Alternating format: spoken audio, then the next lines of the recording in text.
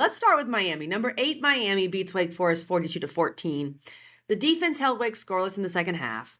The defense looked better. Like, the defense really only gave up 7 points if you count Damon Claiborne's Right. kickoff return, right? So that adds to the points. It still was uncomfortably close. Miami up 20-14 with 13:02 to go. And you're just feeling uncomfortable. You're like, anything could happen. And then, honestly, Wake Forest kind of implodes, and Miami scores 3 straight touchdowns, and then it doesn't really look close. What were your overall thoughts on this game, Mac? It just felt, I don't know. I still, even though Miami won by a bunch of points and covered, it still didn't give me that much confidence in Miami going Yeah. forward and when they're going to play SMU or whomever. Right. Well, I will say the second half did. I like what I saw in the second half. Okay. But you're right. In the first half, where it's a 6-point game going into halftime, you're just like, golly. You're like, We they just do this learned every week. nothing It's kind of the in the feeling, bye you know? week. Yeah. Yeah. Yeah. But it looked more dominant in the second half. It did. And again, you hold a team to sub 200 yards total is fantastic. The defense looked better, for You know, sure. 99 passing yards, 94 rushing, big deal. And that defense for Miami, the defensive front, I mean, they got after it. That was good to see that. 5 sacks, six and some change tackles for loss there, getting their hands on the football. Yeah. Scored, had a pick 6, which was good to see. And then, just other guys operating. They rushed for 230. And that was kind of, That was what good, we were too. going back and forth are. What are they going to do? Yep. Are they going to run the ball? Are they going to load up Cam Ward and, have his stats and doing his thing? They just have so many weapons. It's fun to see. And Cam will get it to him. Cam's getting the ball out, getting it to different guys. Jacoby George was the target of interest this game. 7 receptions, right under 100 yards, 2 touchdowns. That I believe it was the first touchdown where they were in the red zone about the 10, 13-yard line, and the DB just gave way too much grass. And Cam, yawns, cocks back, throws the ball, touchdown. And you're just like, what are we doing? It's crazy. It was really, really, just a fun game to see, especially the second half. Good to see him bounce back. I think some momentum they can hopefully keep riding and keep going. The one thing that I'll say that it's really started to irk me, because it did lose them a game, and this one it made it tighter than it should have been. You have to know at the QB position, I know it's what he does. I know he creates. I know he does unbelievable things.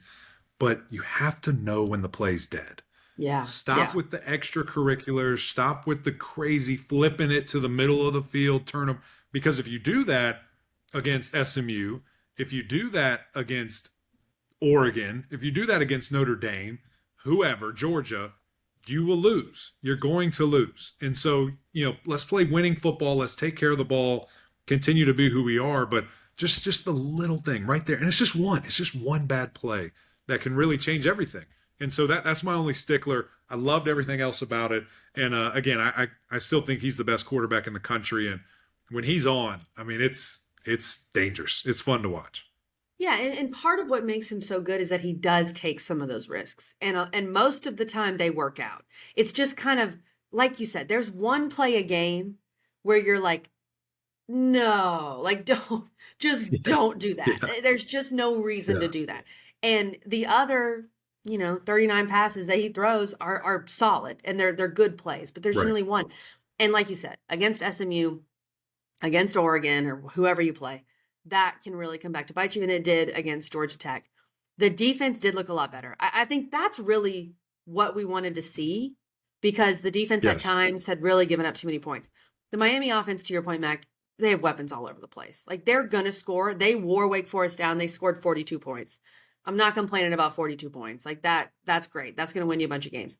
But the defense looking better, being able to run the ball a little more, it was all good. I'm not trying to be nitpicky.